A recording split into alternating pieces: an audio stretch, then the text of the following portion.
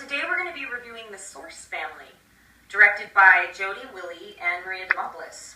The Source Family is a documentary about a larger-than-life colorful hippie cult known as the Aquarian Tribe. The leader of the pack was Jim Bakker, who changed his name to Father Yod, and then later changed his name again to Yehovah. Jim Bakker shot airplanes out of the sky. He lived through World War II, killed 2 men with his bare hands, robbed a few banks, and then used the money to fund The Source. On April Fool's Day 1969, Jim Bakker opened The Source restaurant, which was the first health food joint in the country. He was the pioneer of spiritualized vegetarian restaurants like Cafe Gratitude. So he would use the restaurant to draw in the family members, where they would then work and serve household names like Marlon Brando, John and Yoko, Warren Beatty, Joni Mitchell, and my personal favorite, Goldie Hawn.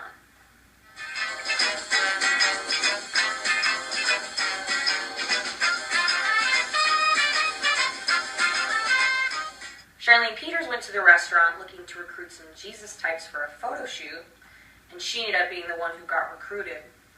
Jim Bakker, who at this time was going by Father Yod, gave her the name Isis Aquarian, and she became one of his 13 wives, living in the Hollywood Hills, driving around in a purple Rolls Royce.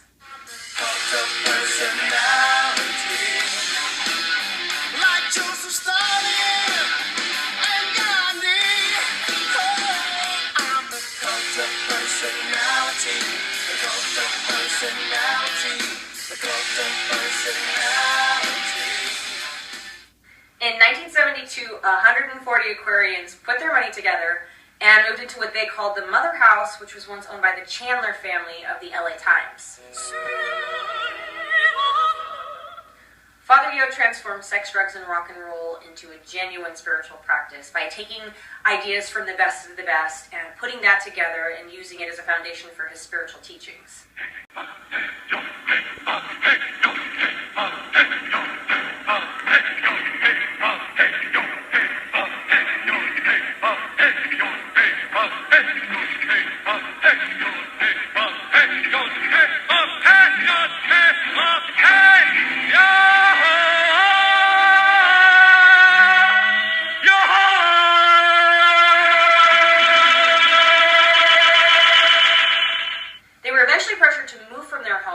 Officials and neighbors who were spooked by the Manson family killings that took place literally a few streets over just a couple years earlier. All 140 Aquarians moved into a 3-bedroom house where they recorded over 65 psychedelic albums that are now considered collector's items.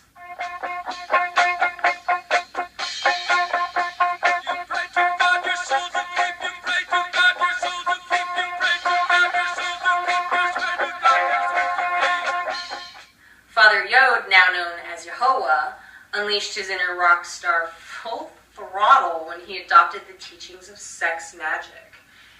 This was a very hairy period when a lot of heartache ensued. At the end of 1974, Yehovah sold the restaurant, and him and his family packed up and moved to Kauai, where things took a turn for the worst. Not only were they not wanted on the island, but they misspent their money on a boat to catch fish and a plane to spot them. And this is where the journey would end for Yehovah when he decided to go hang gliding without any lessons. They launched him into the sky, and as soon as he hit the peak, the ferocious winds stopped, and the family members were forced to say goodbye on August 25th, 1975.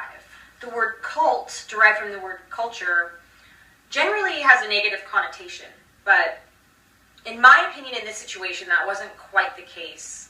I mean, these people did live like extremists.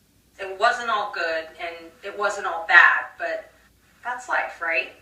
I mean, the one thing that these people all had in common is that they were craving a sense of family, and that's what they became. They didn't kill anyone. They didn't cap off their experience with a cookies and Kool-Aid party. They were just a group of veggie-eating hippies that like to meditate. Really far out veggie-eating hippies that like to meditate and stuff. for Jim Bakker, what I saw in the documentary was a talented, powerful, gifted, eccentric man with a priceless sense of humor. But on the flip side was a man struggling with a messiah complex and substance abuse. So, you know, it all comes at a cost. As for the family members, they seem to be well-adjusted people that feel they gained a PhD in spirituality from their experience. What we gained is a kick-ass documentary with amazing footage, music, and photos. I saw this movie 3 times and love it. The filmmakers did such a good job accentuating the comedic moments to give this film the perfect balance. So, on that note, I would recommend this movie to anyone who has an interest in the history of LA, cults, health food, meditation, sex, drugs, and rock and roll, and, of course, groupies and followers. So, that's like 90% of LA, right? Right. Alright, well, there you have it. Popcorn out. This is all improvisation, you know. Everything you will hear here, we are doing it for you. We have not rehearsed a thing. We never know what we're going to get into. We live in the eternal now. When we get there, somehow it always happens, man. It's a new sound, see? You're going to hear at the same time, believe it or not, that we hear.